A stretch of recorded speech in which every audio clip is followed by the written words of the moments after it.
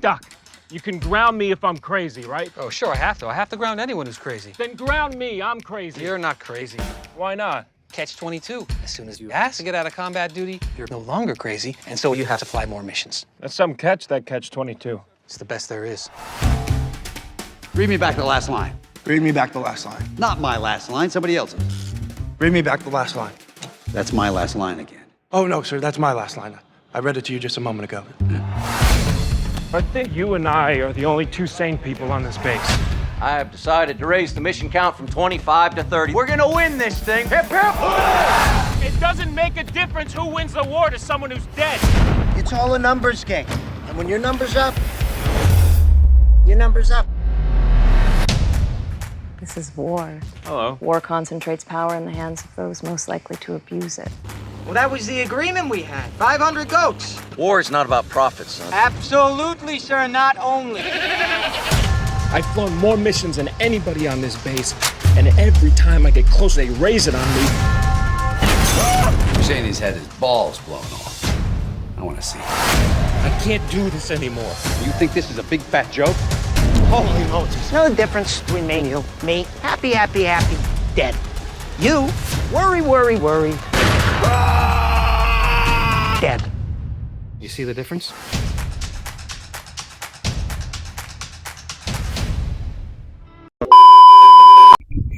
Hello, good day to each one of you. So we are the last group and we are assigned to one novel which is entitled as Catch-22, which is the author is Joseph Hiller.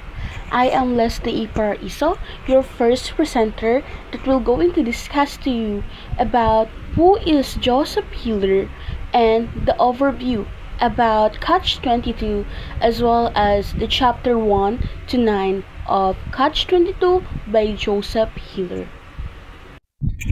Joseph Hiller, so he was born on 1923 and died in 1999. So he was an American novelist and playwright, best known for his satirical and absurdist take on war and bureaucracy. He served as Berger in World War II, an experience that heavily influenced his writing. His most famous work is Catch-22, was published in 1961. Is widely regarded as a modern classic through dark humor and sharp critique. Hiller explores themes of absurdity, survival, and the paradoxes of war. Overview about Catch-22, which is that we will going to talk about this morning. Catch-22 is set during World War II on a fictional island of Pianosa in the Mediterranean. The novel follows Captain John Rosarians, a U.S. Army Air Force bombardier who becomes increasingly disillusioned with the war and the military bureaucracy. The story revolves around Catch-22, a paradoxical rule that prevents soldiers from escaping dangerous missions. The rule states that a pilot can be grounded if he is insane, but he requests to be grounded. It proves he is sane and capable of flying. This circular logic traps Yosariad and his comrades in a system designed to exploit them endlessly. Through a cast of eccentric characters like the quirky Orr, the fearless but reckless Havermeyer, and the inept Major, the novel delves in absurdities of war and human survival. While often humorous, Catch-22 is a biting critique of the senselessness of bureaucracy and dehumanizing effects of war. The story non-linear structure mirrors the chaos of war, blending comedy with tragedy to highlight the constant tension between self-preservation and duty. Ultimately, Catch 22 questions the meaning of heroism, sanity, and morality in the world where survival itself feels like an act of rebellion. Chapter 1, which is entitled as The Texan. The story begins in hospital where Captain Rosarian is pretending to be sick to avoid the flying dangerous bombing vision. He claims to have a liver pain, though it never turns into jaundice. The doctors are confused, but Rosarian is content staying in the hospital, enjoying his meals and censoring letters written by enlisted men. To entertain himself, Rosarian creates games while censoring letters such as removing all adjectives or assigning them with fake names like Washington Irving. He also writes false letters to his friends claiming he is on dangerous missions.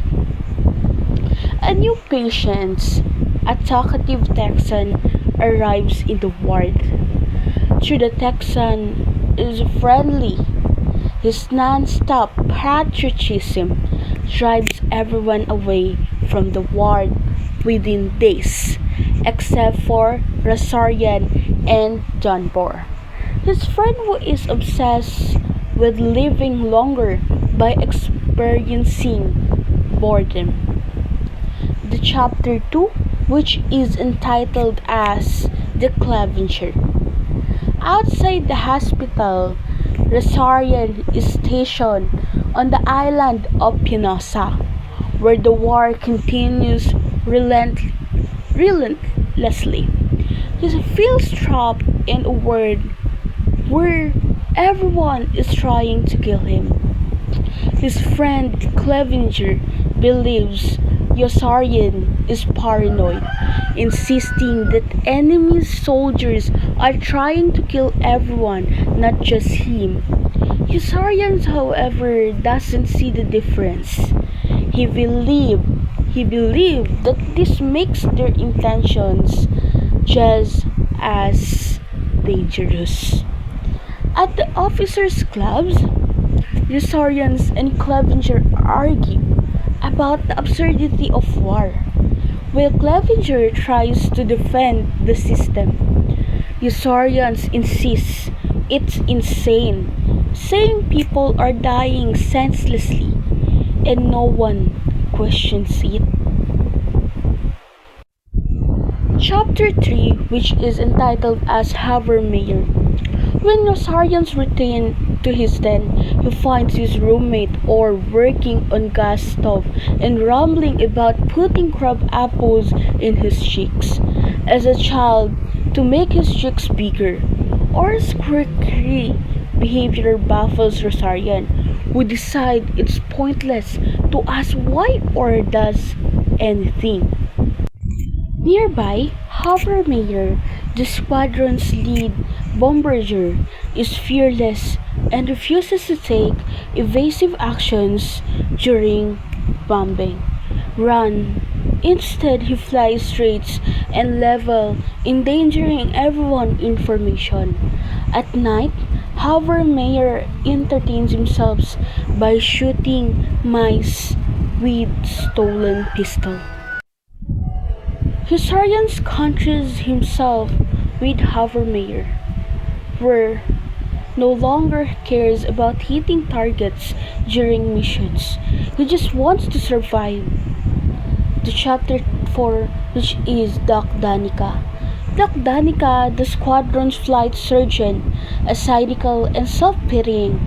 He avoids flying by having his name added to his flight logs with actually boarding the planes, relying on pilots like Rosarians to cover him. When Rosarians asks to be grounded. Danica explained, Catch 22. A soldier can be grounded if he is insane, but he requests to be grounded. It proves he is sane and must continue flying. The circular logic traps Yusarian. The chapter 5, which is Chief White Half-Oat. Chief White Half-Oat is an alcoholic Native American officer who often tells exaggerated stories about his family being forced to move whenever oil was discovered near their land. Though Half-Oat is seen as a joke by others, but his presence underscores the absurdity of the war. Meanwhile, the Rosarians grows increasingly worried about dying during missions. He begins questioning the purpose of war and the leaderships of Colonel Cathcart, who constantly raises the required numbers of missions to keep the men from going home. The chapter 6, which is Hungry Joe. Hungry Joe was a was a flown more missions than anyone but is plagued by nightmares whenever he isn't flying. Yusarians blues him as another victim of the war's madness. Hungry Joe's obsessions with photographing women's naked and his constant arguments with others show his descent into instability. Yusarian becomes more determined to find a way out of the war. He recognizes the toll it takes on everyone both physically and mentally. Next is chapter 7, which is Makwat. Makwat, one of Rosarian's closest friends, is the squadron's playful yet reckless pilot. He enjoys buzzing the cob with a plane to scare Rosarians and others. Despite Makwat's carefree attitude, Rosarians remains fixated on the dangers of their missions and the inevitability of death. Rosarians recalls previous missions where he narrowly escaped death. Each experience reinforces his belief that anyone is out to kill him. Chapter 8, which is entitled as Lieutenant Shaiskov. Before being stationed in Pianosa, Yosarian served under Lieutenant Shaiskov, which is an officer obsessed with winning parades. Shaiskov's absurd dedication to creating perfect formations, highlighting the trivialities of military bureaucracy. Historians manipulate Shaiskov by pretending to care about parades through his secretly Maxine. These flashbacks revealed the absurdity of the military system, where trivial goals are prioritized over soldier lives. Chapter 9, which is Major is the squadron's commander, a socially awkward man who was promoted accidentally because of his name. Major avoids interacting with others, often jumping out his office window when someone comes to see him.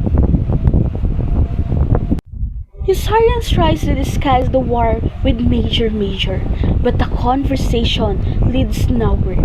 Major represents the incompetence of military leadership and the isolation felt by many soldiers. Good day everyone, I am Aisage Mahiram and now we will be talking about the chapter 10 of the story Catch 22 by Joseph Heller. So the title of chapter 10 is Wintergreen. So in chapter 10, the death of Clevenger is a central event that demonstrates the absurdity and randomness of war. Clevenger is a member of the squadron. He disappears without a trace while returning from a mission. his plane goes down, and despite extensive search efforts, there is no sign of wreckage or any evidence of what happened to him. So his disappearances is as strange and explainable as the earlier incident in which all the men in one barracks vanished on payday, which means Yossarian had assumed to be a mass desertion. So the chapter also introduced the XPFC Wintergreen. It is a soldier who enjoys going a wool and is repeatedly punished by being sentenced to dig holes. So it is a task that he accepts without complaint. So the Wintergreen reflects on the absurdity of his situation and the war in general, even as he accepts that digging holes in his duty in the war of effort. He jokingly mentions that he has been recommended for a good conduct medal because he is so good at his task. However, his future is uncertain as each time he goes a wool, he risks a stockade sentence. So Wintergreen's story is a contrast with the darker side of the war. The chapter also includes the tragic story of a new pilot named Mud, who is killed in a combat shortly after arriving, so no one remembers him, reinforcing the dehumanizing and forgettable nature of the war, where new soldiers quickly become casualties. So, Yossarian is haunted by the death of Mud and the looming mission to Bologna, which he believes that will inevitably lead to his death. The soldiers are gripped by a pervasive fear of death, it made worse by culinary cutcarts, increasing number of required missions. Meanwhile, Dr. Stubbs, a cynical doctor, and Dunbar discuss the pointlessness of their work and the inevitable deaths of soldiers, it revealing the psychological toll of war. Lastly, the chapter presents the futility of the soldiers' lives, the randomness of death, and the absurdity of the bureaucratic military system that forces them into dangerous and meaningless situations. Through Wintergreen's and Yossarian's experience, the novel explores the theme of the inevitability of death and the absurdity of the war. So in chapter 11, the Captain Black is an officer who loves to feel important and in control. He gets excited when he hears the squadron is going to Bologna, and he enjoys seeing how upset the others are about it. But his real focus is his glorious loyalty oath crusade, and he forces everyone from officers to enlisted men to sign loyalty oaths before they can do simple things like get their map kits, parachutes, or even food. So Captain Black keeps making people sign more and more oaths to show how loyal they are, even though it just slows everything down and make things harder. He also forces people to sing the national anthem and pledge the allegiance to prove their loyalty. He believes the more oaths they sign, the more loyal they are. Also, his actions cause problems, but no one challenges him because they're too afraid. Eventually, Major D. Coverley, a higher-ranking officer, returns and sees what Captain Black has been doing. He simply demands to be served food without signing anything. And this ends Captain Black's crusade. In the end, Captain Black tries to convince himself that his effort weren't for nothing, but he's left disappointed. He keeps a letter of commendation as a reminder of when he was once in charge. So in chapter 12, the soldiers are getting ready for a mission to Bologna. But things are not going smoothly, so they face delays and uncertainty because of the weather and other issues, it making them feel uneasy and superstitious. The soldiers are anxious and worried about what's to come and feeling trapped and unsure about their fate. So despite the serious situation, there are moments of humor and weirdness among the soldiers as they try to cope with the delays and changes in plans. So they turn to the superstitions and rituals in the hopes of affecting the outcome of the mission and avoiding it altogether. The soldiers feel more and more tense and frustrated as they wait for the mission, with each delay adding to their stress and worries. So near the end of the chapter, things are take a strange turn when Hungry Jones dream about a cat suffocating him. It became a strange reality. The odd encounter between Hungry Joe and the cat, where the cat ends up running away and adds a touch of silliness and humor to the otherwise serious situation.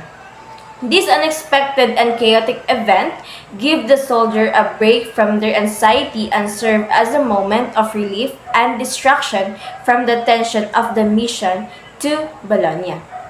In summary, the chapter 12 shows the soldiers dealing with delays, uncertainty, and superstitions as they prepare for the mission. It makes the moments of tension with humor and weirdness and also capturing the soldiers' feelings and experience as they navigate the challenge of wartime. So the chapter portrays the soldier emotions and reactions to the unpredictable nature of military life, blending a serious moments with unexpected twists and light-hearted moments in the midst of the chaos and uncertainty of war. In chapter 13, we get a closer look at Major DiCaprio. He is a mysterious and impressive figure in the squadron. He is also an older man with wild white hair and a tough, nonsense attitude. His official job might sound simple. He rents apartments, pitches horses, shoes, and kidnaps Italian laborers. But he does it all with such authority and efficiency that everyone respects him. Whenever a city like Naples or Rome is about to fall to the Alice, Major Coverly flies in. He rents apartments for the officers and enlisted men and makes sure that the places are stocked with food, maids, and everything they need. He does all of this without saying much, and he is relying only on his powerful presence to get things done. So in Rome, the apartments are luxurious. The officers get huge rooms with sparkling bathrooms and a funny maid named Michaela, while the enlisted men's places is more chaotic, lots of food, women, and noise. The women, including a maid in lime-colored panties, are there to serve the men however they want. And it is all very carefree and well Usarian. Usarian is in a relationship with the maid because she's the only woman he can sleep without getting emotionally involved. So Major DiCaprio faces danger every time he's sent to rent apartments in a war zone. But he doesn't flinch even when he's injured by an old man who throws a flower at him in Rome. He doesn't let it slow him down. He continues working without complaining, even asking for a transparent eye patch so he can keep doing his duties without any issues. Meanwhile, Milo Binders start a business to supply fresh food to the squadron. At first, he brings fresh eggs and butter, but soon enough, he is providing all sorts of fancy foods like veal, lobster, and ice cream. The officers go crazy for it, and even the other squadrons start sending planes to Milo for food, all while making a profit.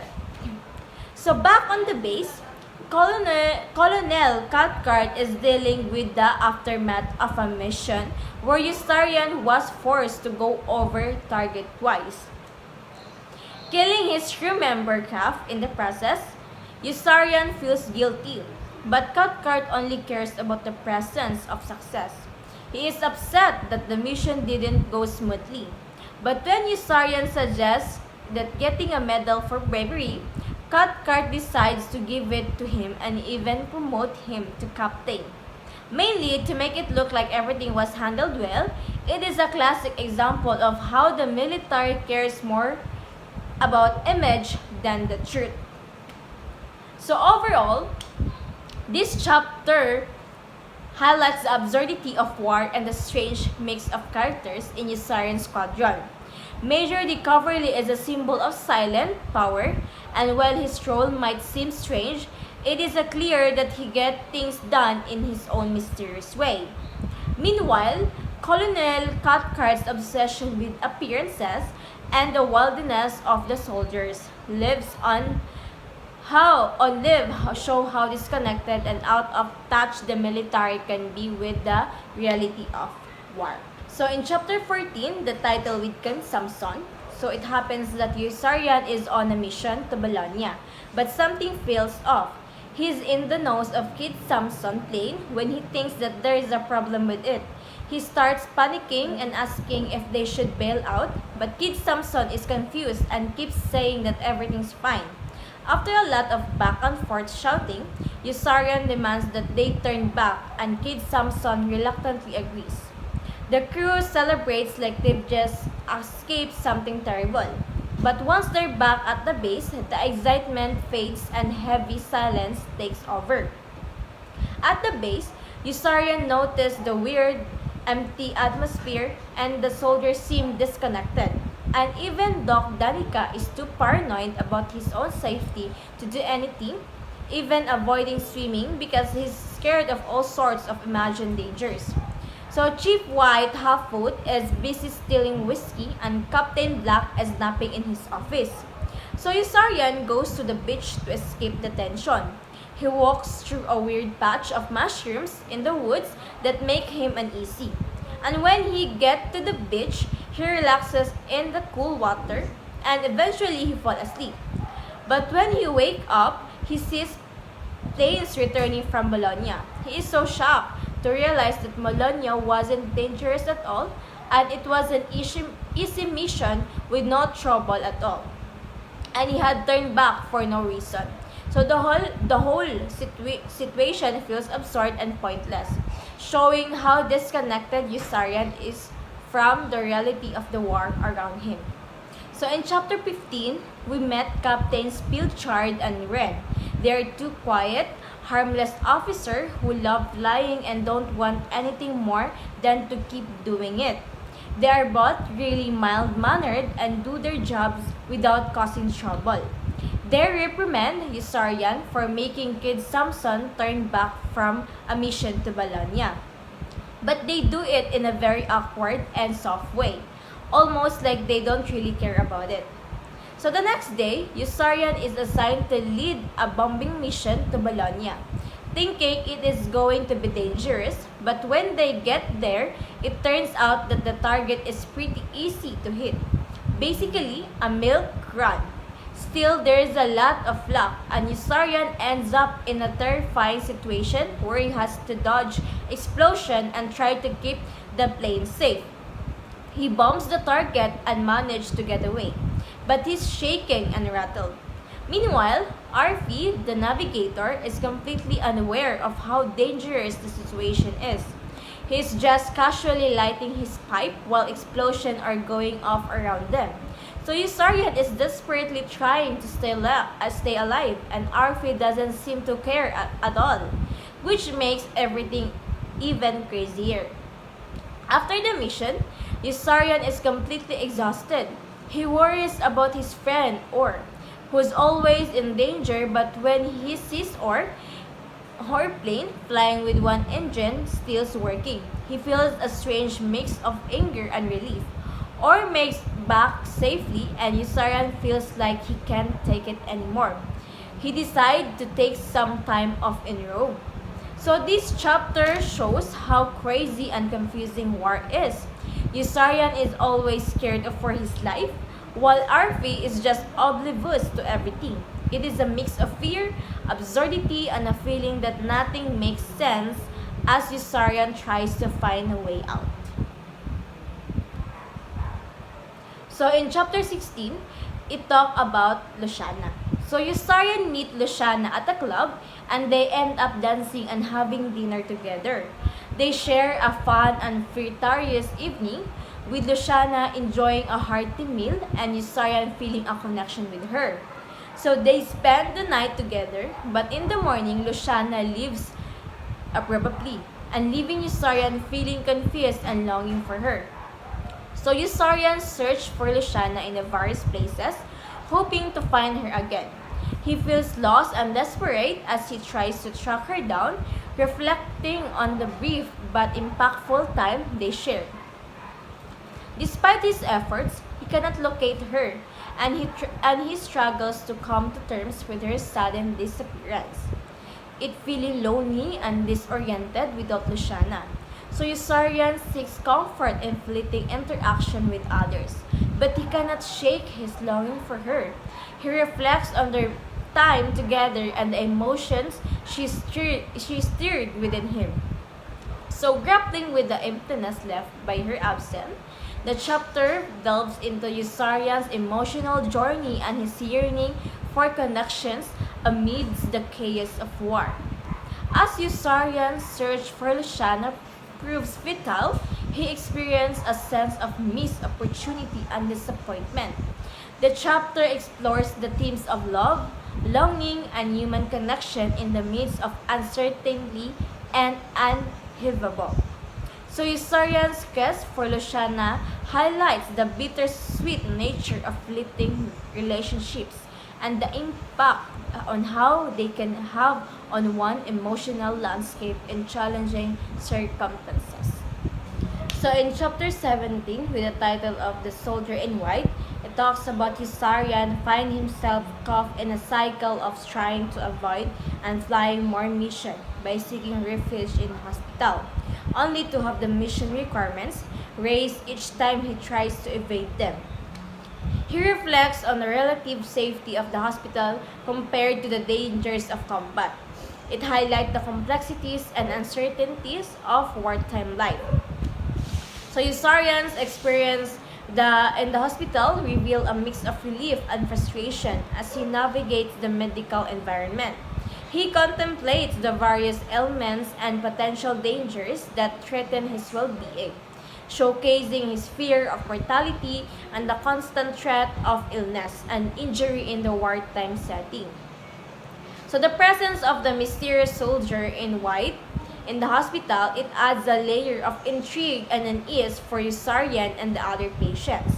The soldier's silent and enigmatic presence, it sparks the curiosity and fear among those around him, leading to speculation and apprehension about his condition and fate. So Yusarian interactions with Doc Danica shed light on the challenges of seeking help and support in a system that it seems indifferent to individual concerns.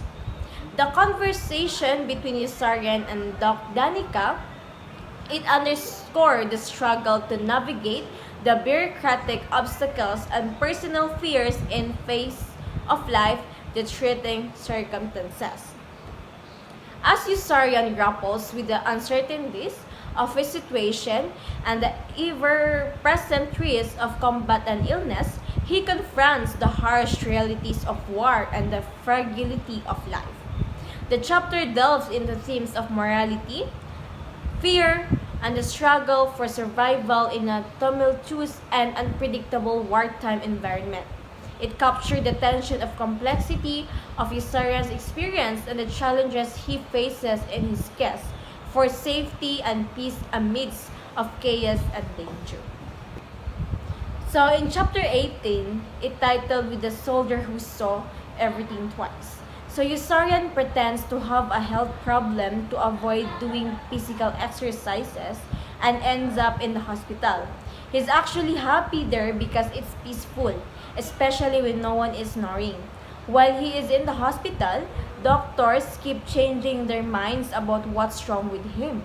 One day, an English intern say it is his liver. The next day, other doctors think it is his appendix. But after 10 days of being poked and prodded, they tell him he's perfectly healthy and need to go back to the ward. Just as Yusarian is about to leave, a patient in the ward starts screaming, "I see everything twice." The doctor rushed in, all confused and trying to figure out what's going on. So they eventually decide it's meningitis. Even though they are not sure, in the chaos, Yusarian, feeling trapped, starts shouting the same thing, "I see everything twice." The doctors are fooled and quarantine him again for another 2 weeks. is just another absurd moment in a long list of medical nonsense. Later, Yusarian is declared a healthy again and told to go back to the war. He's frustrated, but things get a little funny when he visited by the family of a soldier who died. They mistakenly think that Yusarian is their son. Giuseppe, who is also dying, and Yusarian plays along, which leads to an awkward and emotional moment where the family cries over him. Even though he's perfectly fine, the whole scene is a ridiculous mix-up that highlights how absurd life and death are in this war. Meanwhile, Yusarian has a conversation with Lieutenant Eskishkov's wife during Thanksgiving. She tries to get him to be thankful for life, but Yusarian is cynical and mocks her, it questioning everything about life, pain, and God. The whole holiday feels off to him and he just wants to stay out of it. By the end of the chapter, Yusarian realized that he's stuck in this never-ending cycle of absurdity, forced to pretend, to lie, and to survive in a world where nothing makes sense. Good day everyone. So here's a concise summary of the important events in each of the specified chapters from Catch 22. So first we have chapter 19, which is Colonel Cathcart. So Colonel Cathcart continues to focus on his own reputation and the perception of his leadership. He becomes increasingly obsessed with the number of missions the squadron must complete, raising the count to impress the higher-ups. Now, this creates tensions among the men, highlighting the absurdity of military bureaucracy. Next, we have chapter 20, which is Corporal Whitcomb. Now, Corporal Whitcomb is introduced as a psychopathic character who flatters Colonel Cathcart while manipulating the officers around him. Now, his behavior underscores the culture of self-serving individuals within the military, further illustrating the theme of absurdity in war. Next, in chapter 21, we have General Drillel. Now, General Drillel is depicted as a self-absorbed leader focused on his own power and status. Now, his interaction with Colonel Cathcart revealed the ridiculous hierarchy and absurd orders that come down from high-ranking officials, contributing to the chaos experienced by the soldiers. Next, chapter 22 is Milo the Mayor. Now, Milo Manderbinder's entrepreneurial spirit is showcased as he expands his syndicate, engaging in bizarre and unethical business practices. Now, his role as a war profiteer emphasizes the themes of capitalism and the absurdity of war, as he prioritizes profit over the well-being of his fellow soldiers. Next, we have chapter 23, which is Nately's Old Man. So, Nately's Old Man is introduced, expressing his disdain for the war and his desire to bring his son home. Now, this chapter highlights the generational divide and the personal cost of war, contrasting Nately's youthful optimism with his father's grim perspective. Next, we have chapter 24. Miles' character is further developed as he continues to exploit the war for profit. Now, his schemes become increasingly absurd, showcasing the detachment from reality that comes with his business mentality. Now, this chapter illustrates the moral ambiguities of war and commerce. Next, we have chapter 25, which is Chaplain. So, Chaplain struggles with his fate and the moral implications of the war, and his intentions with other characters reveal the psychological toll of combat and the existential dilemmas faced by those in the military. And the chapter emphasizes the theme of isolation and the search for meaning. Last, we have chapter 26, which is Arfi. Now, Arfi, portrayed as a self-serving and cowardly character, embodies the absurdity of the war experience and his actions and attitudes create a stark contrast to the more principled characters and highlighting themes of cowardice and moral failure within the military. Today I will be going to discuss the continuation of the chapters 36 to 42 by John Heller. So here we have the chapter 36, The Keller. The chaplain deeply grieves the death of Nately, with whom he had become friends. When the planes arrive back from the mission, the chaplain goes to see who has returned. He finds Yosarians and is relieved, but he realizes that Nately has been killed and nearly goes into shock. At this moment, members of the CID find the chaplain and whisk him away to a secret location, urged on by Black and Whitcomb, who have never liked the chaplain and who believe him guilty of some things. So next we have the chapter 37, General Chaskov. Chaskov is a training commander of Yosarian and Clevenger, and he takes a particular dislike to Clevenger, even though Clevenger is just a serious for parades, and Chaskov is and his ideas helps the squadron win multiple parades. Chaskov still consider him a wise guy and someone that needs to be brought down a peg or two. Eventually, Clevenger is slight for stumbling while marching at an action bird, and he has the book thrown at him.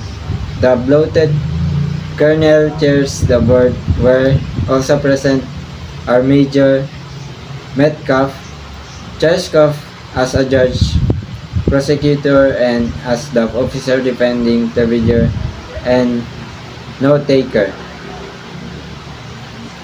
Chaskov is constantly thinking up new schemes to have try to win the parade, held each Sunday afternoon.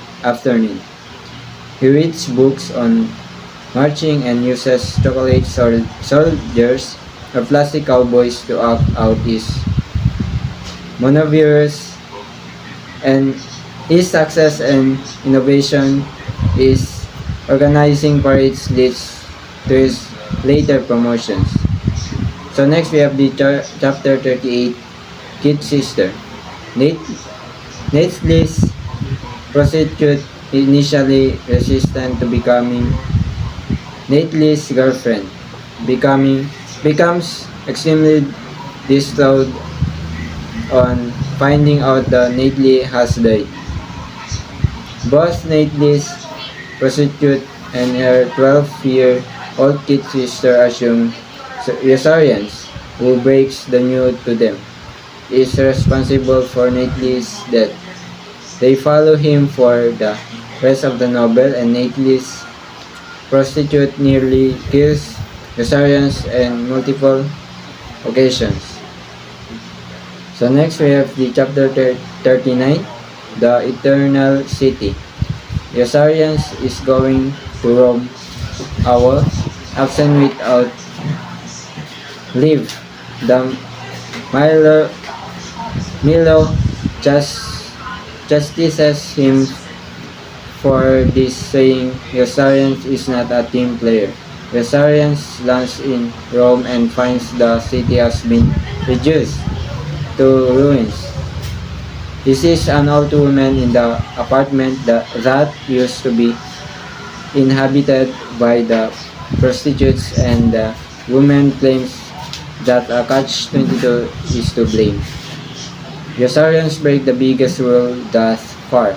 He goes on rest leave without official permission, which is equivalent to this desertion, and offense that was and still is punishable by death in wartime. Meanwhile, Rome, an internal city which had offered the soldiers their only respite from war, is now in ruins. The war has destroyed even it. So next we have the chapter 42, the Catch-22. The novel is set during World War II from 1942 to 1944. It mainly follows the life of anti-hero Captain John Yossarian's a U.S. Army Air Forces B-25 bombardier. Most of the events is the book of your, while the fictional 256 U.S. Army Air Squadron is based on the islands of Llanosa in the Mediterranean Sea west of the Italian mainland, although it also includes episodes from basic trainings at Lowry Field or in Colorado and corps training at Santa Ana Army Air Base in California. The novel examines the absurdity of war and military life through the experience of Rosarians and his cohorts who attempt to maintain their sanity while fulfilling their service requirements so that they may return home. So next we have the chapter 41, the Snowden. The Snowden is a character in Joseph Heller's novel Catch-22, who is a radio gunner in Rosarian's crew. In the book, Snowden is wooden in intellect, and Rosarians is unable to stop him from bleeding through that. Snowden's death has significant impact on Rosarians and serve as a catalyst for his outlook for the rest of the book. So lastly, we have the chapter 42, Rosarians. Rosarian is a 28-year-old bombardier in the U.S. Army Air Force during World War II. He is stationed on the Italian islands of Llanosa with the 256 bombardment squadron. Rosarian is tall, broad, and Assyrian. He is known for causing panic and keeping himself out of direct combat by starting rumors and orchestrating events. Rosarian's goal is to avoid flying more combat missions. The novel is about the absurd situation Rosarian experiences as he tries to navigate the Catch-22 paradoxical situation where a man can't be accused from war unless he's insane, but being willing to fight in such a war would also indicate his insanity. That's all. Thank you.